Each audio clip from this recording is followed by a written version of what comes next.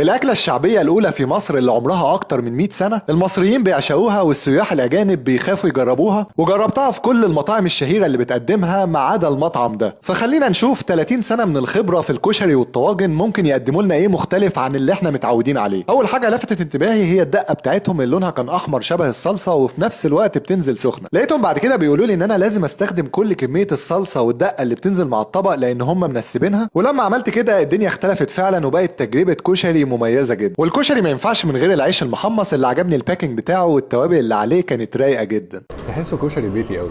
ندخل بقى على الطواجن وبدانا الاول بطاجن اللحمه. هنا بقى لا الاكل اللحمه نظيفه قوي والخلطه نفسها فيها بصل شويه، يعني هو جايب نوع لحمه نظيف فمش مكتر قوي في الطاجن يعني هو. ندخل بقى على طاجن الفراخ وده اكتر طاجن عجبني عندهم. لا الطواجن هنا عالميه، مش عاوز اقول اكتر طاجن بريميوم ممكن تدوقها في مطعم كشري. تعالى بقى اوريك تفاصيل حلوه بقى. بص الطاجن فيه فلفل الوان، فيه فلفل الوان، كميه فراخ محترمه، شويه فراخ نظيفه. الفراخ 9 وربع، اللحمه عشان كميه اللحمه قليله شويه ممكن 9. نحلي بقى بالرز بلبن واللي كان بالنسبه لي مسك الختام. تعرف الرز بلبن الحلو من اي كلام ايه؟ من الكرمشه دي. شفت الكرمشه دي؟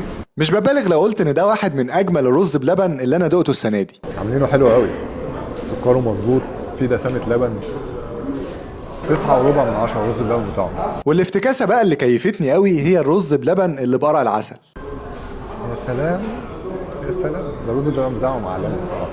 مع انه ميكس يبان ان هو عادي جدا، بس عجبني اكتر من معظم افتكاسات الحلويات اللي انا جربتها السنه دي. وكده نكون وصلنا لنهايه حلقه الليله، وشكرا لكم والسلام عليكم.